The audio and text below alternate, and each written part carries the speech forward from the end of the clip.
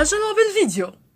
لحظة عودة عبد الرزاق حمد الله للمغرب والمدرب وليد الركراكي يفرح المغاربة بهذا الخبر الغير متوقع. خرج المدرب الجديد وليد الركراكي قبل قليل في تصريح صحفي عاجل ومفرح بخصوص اللاعب عبد الرزاق حمد الله وعودته للمغرب والمنتخب، وإليكم التفاصيل كاملة. فرحت واهتزت الجماهير المغربية قبل قليل بتصريح المدرب وليد الركراكي حول اللاعب عبد الرزاق حمد الله الذي غاب عن تشكيلة المنتخب الأساسية التي أعلن عنها الركراكي قبل أسابيع. وكان الركراكي قد برر قراره بعدم دعوة سياش لتشكيلة المنتخب لعدة أسباب، من أبرزها المشاكل التي يواجهها مع ناديه الحالي الاتحاد السعودي، بالإضافة إلى ضعف أدائه في الفترة الأخيرة حسب أقوال الركراكي.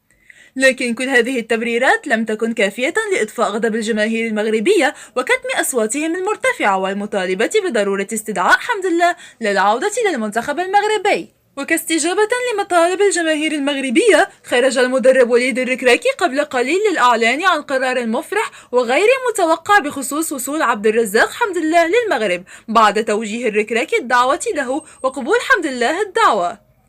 وأكد الركراكي أن حمد الله سيكون حاضرا كلاعب أساسي في تشكيلة المنتخب المغربي التي سيشارك بها في مونديال قطر 2022 إن شاء الله.